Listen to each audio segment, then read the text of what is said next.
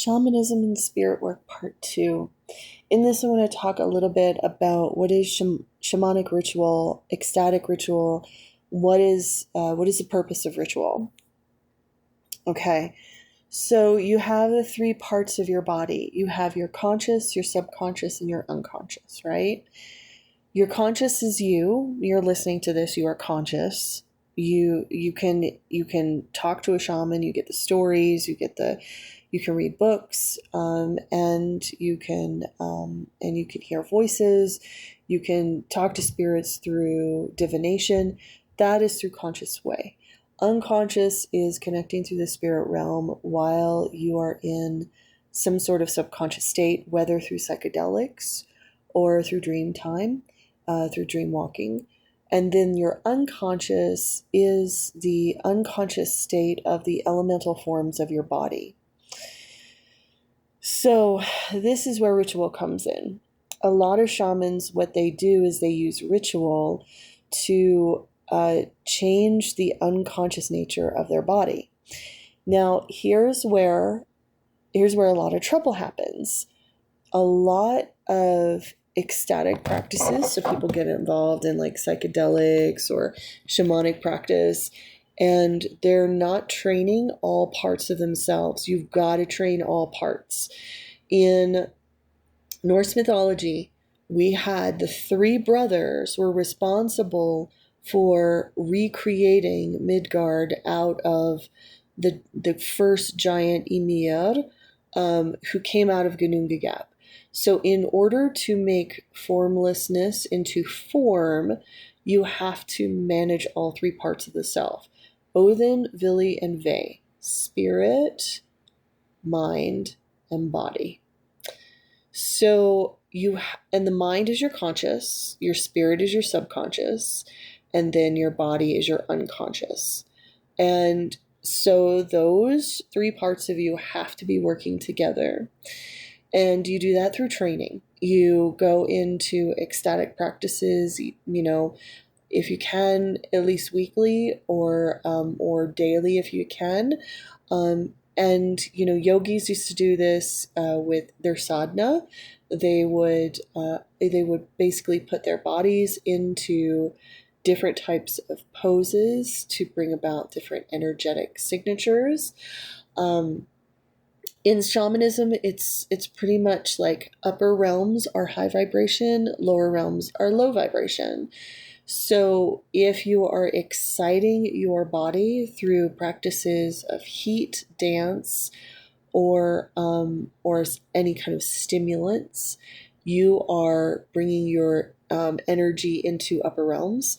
If you are decreasing your energy frequency into low, sort of soft somatic work, bindings, cold therapy, anything that decreases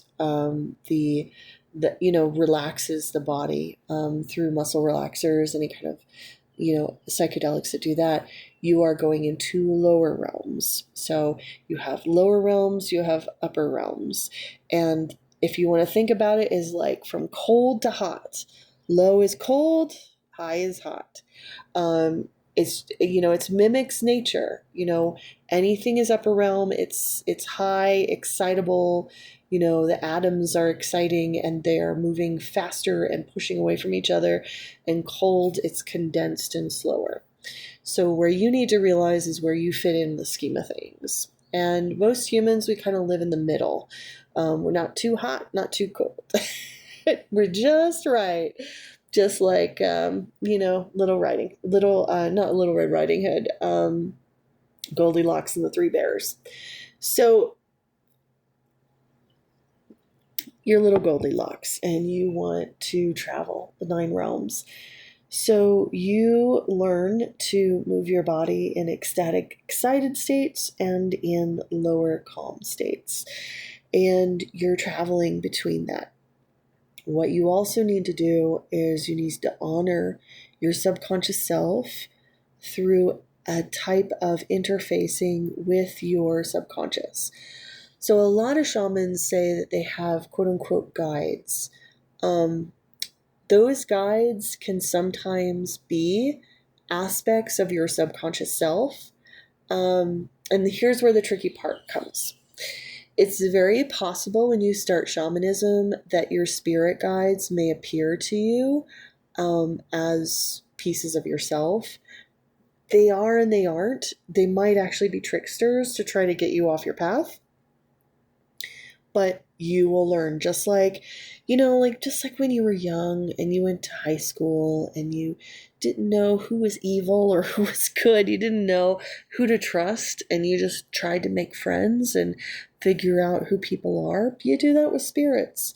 You might have spirit guides and then realize that that guide is actually a trickster keeping you from living a fulfilling life. And then you have to decide, do you want to keep that guide or not, and move on. There will always be more guides. There are so many more spirits than there are living beings in the whole cosmos. Life is very precious. To have a body is incredibly precious. It means that you are a highly advanced soul.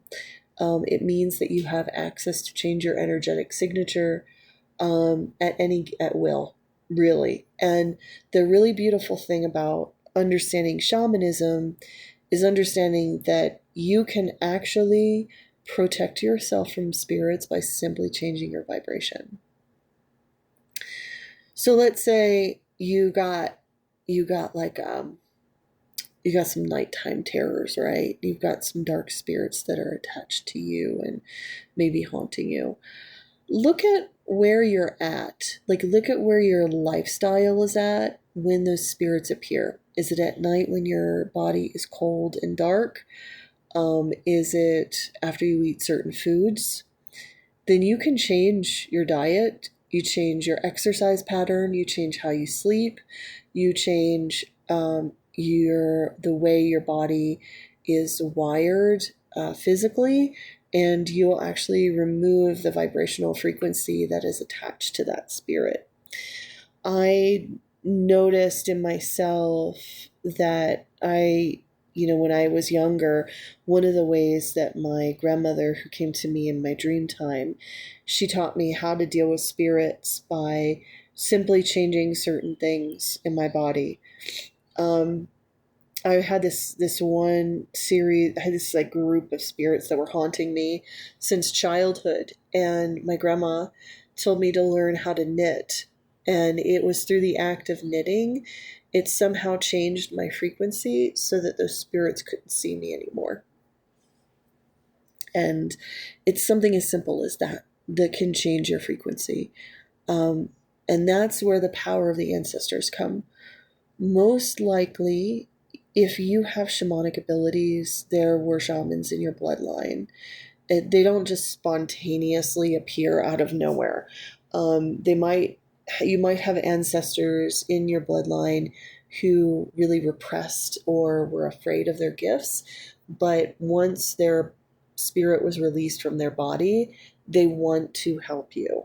And that's why, like, your ancestors are going to be some of your biggest allies in this process, because they'll see things that you can't. And they also have experiences where, and they have wisdom in them. And so, yeah, so like when I first started, my grandmother was one of my biggest guides. And then, it slowly changed. It slowly changed. I had different guides, and different spirits would come through. And now, 30 years into my practice, my higher self is my guide, my own soul from the future, because I was able to get my consciousness into certain ecstatic states.